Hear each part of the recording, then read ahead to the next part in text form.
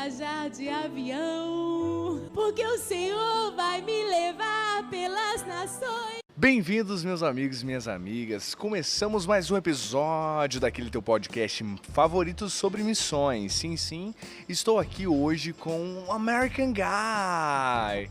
Ele é muito legal, o nome dele é Isaac. Esqueci o seu sobrenome, your second name. Ok. Cara, esse cara é sensacional. Ele é filmaker. Ele já fez o DTS dele. E está conosco aqui na escola, vai ser sensacional. Ele é muito gente boa. Ele é, cara, pensa numa pessoa que você gosta de chamar para um churrasco. Ele não tá entendendo nada que eu tô falando, então é muito bom, porque eu tô elogiando ele e ele não tá entendendo nada. Mas, so Isaac, say hi to the people. Hello world, hello listeners of this podcast. I'm happy that you're here, I'm happy that you're listening. We've got a lot to change, but we're gonna do it. So good. Bom, esse é mais um daqueles podcasts que a gente vai falar only in English. E se você não aprender inglês, vai aprender inglês, porque se você quer ser missionário, mais uma vez você precisa aprender inglês. Então tem essa parada. Então agora nós vamos clicar naquela tecla bonitinha para tocar para inglês. So, now only in English. Let's go. So, bro, tell us about your story, how you met Jesus, what happened when you encountered Jesus, the background, and that things. So I grew up in the church. My dad is a bishop back in Buffalo, New York. He's the leader of an organization called Eagle's Wings Ministries, which his primary focus is bringing Christians from America and the greater part of the world back to Israel to truly understand the foundations and the roots of their faith in Judaism. And so by birth, I am Jewish through my mother. So my mom is Jewish, a Sephardic Jew from Venezuela, and my dad was born and raised in Buffalo, in New York. And so my kind of upbringing was really caught in between these two faiths. It was really understanding the Jewish foundation while understanding the Christian faith and understanding that the Jews are the older brother. The Jews are, as we said, as the Bible quotes so beautifully, that we are grafted in and that we're brought into the bigger picture. And so my first real encounter, I would say, with God was when I was 7 or 8 years old, right after my parents divorced when I was very, very young. And so that was a very big, a thing that brings on a lot of turmoil, a lot of trauma. But through that trauma, we grow. Through that trauma, we learn who we are. And I love the saying. It's corny because it's true. But diamonds, they only come through pressure. And so when you're squeezed and when you're in a place that is so difficult to come out of, you have no choice but to improve and but to become a better person. And so through those years of a lot of trauma, a lot of emotional, spiritual, physical trials, I was really able to understand and contemplate the faith of God and the simplicity that comes with knowing that we don't know. And it's something that was beautifully said by Dan Bauman earlier today, that a Christian with 100% certainty about anything is a dangerous person. Because that's the simple truth, is that we don't know what we don't know, and God's picture will and always will be bigger than ours. And so that's really what I have had as my mantra, as my memo has been, that since the time that I really got saved, and I don't even know if getting saved is the right word, because I feel like I grew up in such I was given the gift of growing up in a Christian home, understanding Jewish faith, but at the same time, when something is imposed, it's difficult to appreciate. And that's something that I've definitely come to learn over the years, is if something is, constricted, it is difficult for us to really have an appreciation for it. And so I slowly but surely, as I turned 13, 14, 15, as teenagers do, I experimented with the world. I had friends, in high school. I didn't really know what was going on, but I knew that I believed in something greater than myself and greater than the coping mechanisms of the day-to-day. I knew that at the end of the day, I would have to get something that would truly satisfy who I was. And the term that I use is the God-sized hole the hole that every human has inside of them that only God can fill, that we try to fill with everything else. And so my journey was really finding who I was and finding my faith in uncertain. And I think that has been the biggest thing that's led me here, that's led me in this journey, has been finding him through trauma and through pain, and understanding that I really don't know 100% of the picture. I see in part and I know in part, and that's enough for me because God is with me at the end of the day. So I mean, that's a glimpse, that's a synapse. So good. Your story is the stories of 90%, 50% of all the Christians, and grew up in a Christian family. Is normal because we need to encounter who I am. Who I am, and Jesus have the answer. In Jesus, we know our identity, or what I need to live. It's so crazy. But now, what do you do now? In Brazil, especially. Wow. Yeah, it was a crazy turn of events. Israel, about 2 months before I came, I was there supporting the current war that's going on and all of the troubles. And prior to that, about 7 months before, I was in Israel with Daniel Colta, who's one of the leaders here at the School of Brazil, DSM. And he extended an invitation to me. And at that time, I was very, very immersed in everything going on in Israel. I was planning on actually enlisting in the Israeli army to support the cause. And then the war broke out, and little by little things, and God came in. And so Daniel invited me, and I packed my bags, and I said, all right, I'm going to go, I'm going to experience this. And in my mind, I was only supposed to come for 2 weeks. So I was supposed to come from March 5th and leave March 20th. And I was going to go to my next step, which was most likely Thailand with a missions family that we have out there. And I got here, and God decided that he had different plans. So now yesterday was 2 months that I've been here. So 2 weeks turns into 2 months just like that.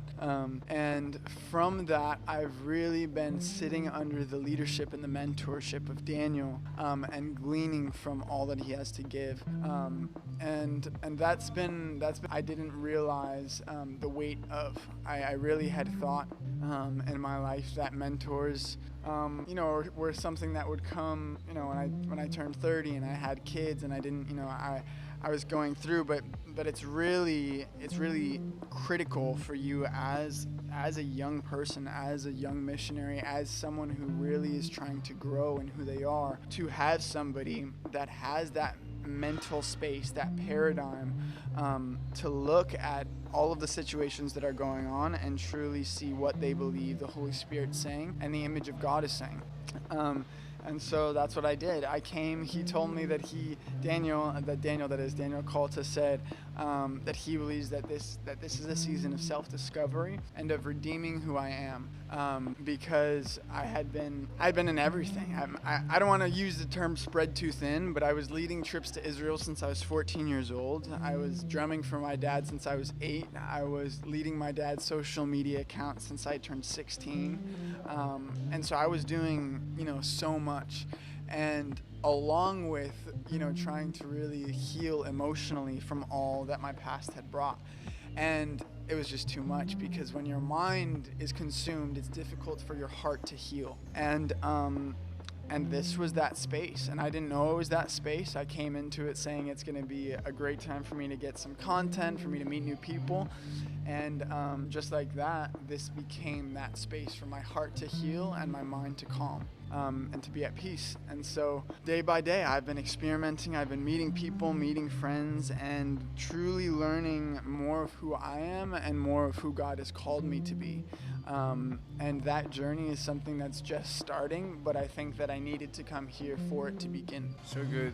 What is your relationship with Israel, with your family, Jewish family, and how do you see missions for the Middle East and the people that know Jesus that different form that the East, like Brazil, United States, look Jesus. I've been going to Israel every single year since I was born. So this upcoming year will be my 30th trip there. And so I have people there that I consider family that aren't my blood, that I've known for literally my whole life, 20 plus years. And the biggest way that I would say that I identify with who they are and what they are is covenant. I would use that word. And I would say that we serve and we believe in a God of covenant. And if we believe in all of the promises that he has, which I do, if we believe in all of the truth that he has, then that covenant that he made to his Jewish people will forever hold its place. And so my approach when looking at helping those in Israel and around the world of said culture is to go in with the most open mind possible, and don't go to teach and don't go to speak, but go to learn. And I think that if every single Christian would approach Israel and the Middle East with those eyes and that facet of thinking, I think that it would open doors for an extreme new movement of faith and of belief. Because even in our Western culture in America, you pass down a street in New York City and you have every other block, you'll have a guy holding a sign saying, if you don't accept Jesus, you're going to hell. You don't deserve grace, you don't deserve mercy if you don't truthfully come into alignment with. And sadly, that is not how God has asked us to reach his children. God said to come as you are. God said to be the one that is as open as possible to receive the children that he created. And I think that is truly the place that I align with most when I look at the Middle East, when I look at my family, and when I look at the next seasons of this country and of this whole region. I think that the key, the trump card, the thing that's going to tilt the access is going to be when we approach them, not wanting to change them, not wanting to infiltrate their religion, not wanting to say this is the way, but asking what is your way, and then coming to an agreement day by day. And like I said in the beginning, we don't know what we don't know. And so maybe that agreement between us and them won't come. I think that the approach should be not changing, not looking to move, not even looking to infiltrate, but looking to learn. And I think that if that's our start place, if that's where we begin this race, I think that God will be faithful and he will be the one to complete it. So good. Sorry, but I need to know this. For you, saw the place of Jesus grew up, and the place of Jesus died, and the tomb of Jesus. How do you felt? Like, bro, my Savior live here, my Savior walked here. It's a mind explosion, mind blowing, because I was born in Brazil, and okay, I know the Jewish culture. I know that Jesus is a Jewish man, but it's so crazy for me. Look and imagining, bro, Jesus one time came to here. It's so crazy. What is for you? For me, I look at Israel as the tree in the garden. I look at Israel as the 10% that God has solidified and chosen for himself, of the earth, of what we've been given dominion over. And so for me, I truly, every time I go to Israel, every time I go to Jerusalem, I experience the most overwhelming sense of peace I've ever felt. And at the very same time, the most overwhelming sense of conviction for defense that I've ever felt. Because more than ever, Israel has became and was in its past years, has became the target for not only the radical Islamic movement, not only the humanist movement, but the secularist movement to fully take over what I believe is God's 10%, what I believe is God's covenant place, covenant people. I truthfully believe this simple truth, that the God of heaven, the God of the Bible, lives in three places. He lives in heaven, of course. He lives inside of every single one of our hearts, and he lives in Jerusalem. Those are my true beliefs into my core. I believe that wherever two or three are gathered, obviously God comes and his presence is there. However, as you walk the streets that Jesus walked, as you stand on the Mount of Beatitudes, right, where the 5,000 fish or the 5,000 were fed from the loaves and the fish, you begin to understand that it's not a movie. You know, it's not The Chosen. It's not a book. It's not letters on a page.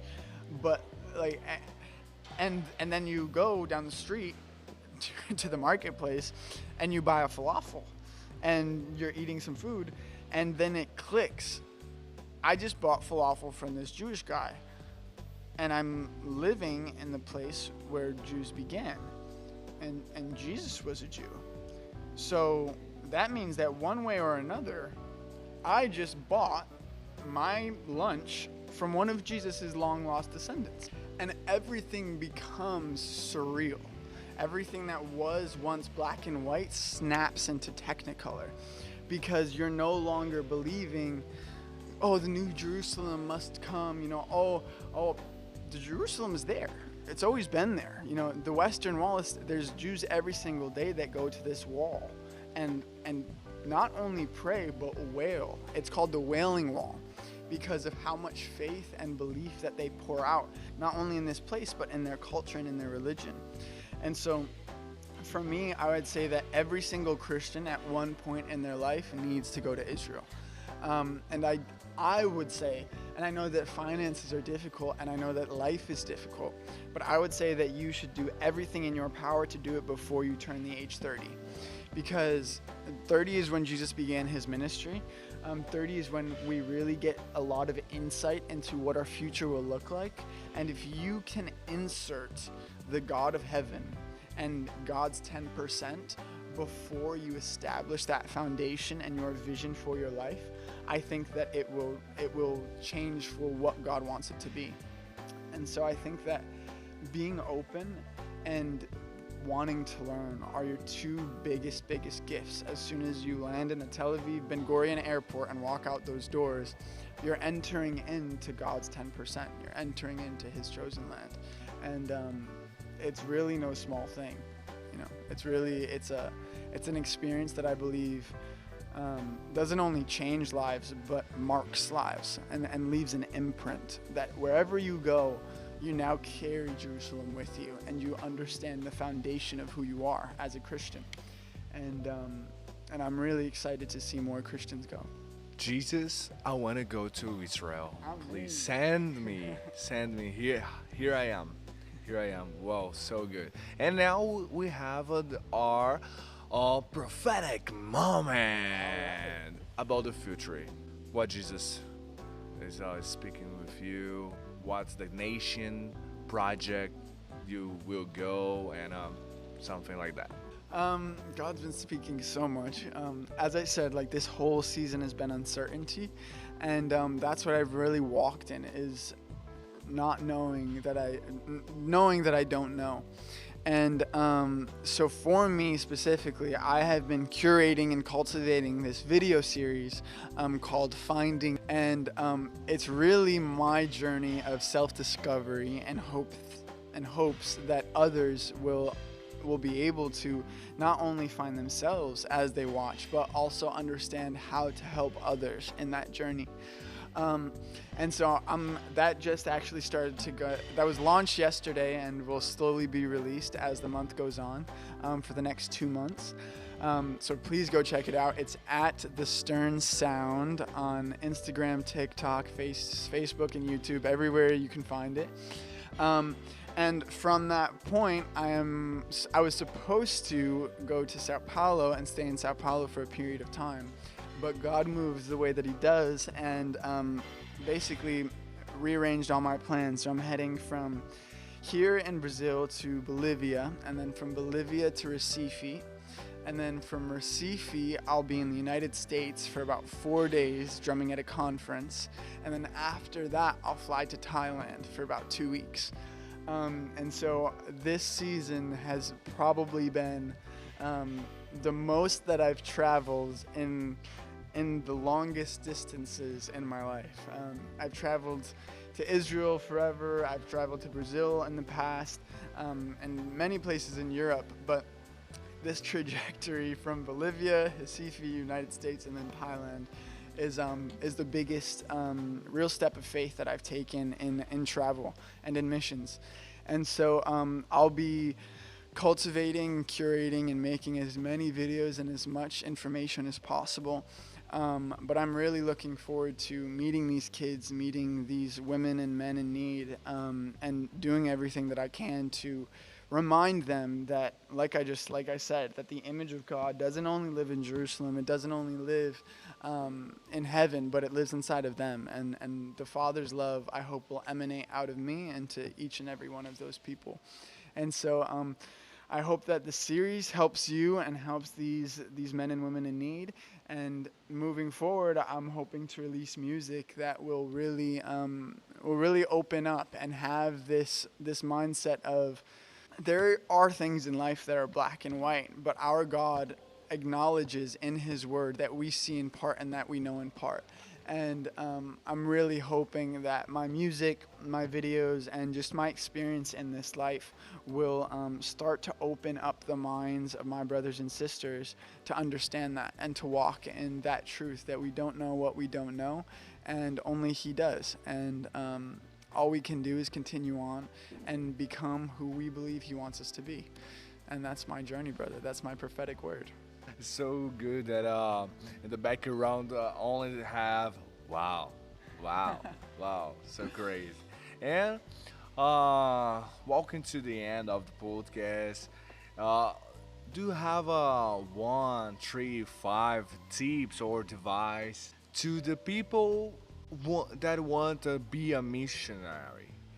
Be this crazy life to trip Brazil, Bolivia, and United States, Philippines, and to the ends of the earth. And what is the advice do you have to tell us? I would really just boil it down to one word. It's one Hebrew word, and everybody knows the English translation, but it's hineni.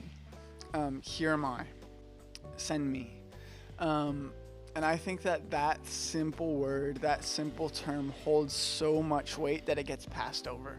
You know, we say, I love pizza, like I love this, I love that. But there's a different level of love that comes when you truthfully say, I'm surrendering what I am. I'm not surrendering what I have, I'm not surrendering what I want, but I'm surrendering what I am and who I am. And I think that really is what the definition of becoming a missionary is.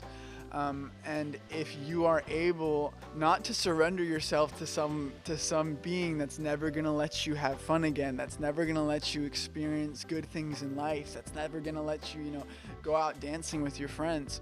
But if you surrender yourself to loving others and helping them understand that the image of God that is inside you is inside them, those two things, I believe, are the foundation of what creates a missionary lifestyle and what it means to really be, not only be a missionary, but be on a mission. Because, a lot of times we have, at least I know in the American world, we have missionaries that, being a missionary can become a lifestyle. It can become something that you truly embody, but it can also become a default. It can also become, I'm just going to be a missionary. I'm just going to, decide to travel to these places. However, if you don't say I'm just traveling, but I get to travel. I get to have this gift of who God is, and inspire that gift inside of others.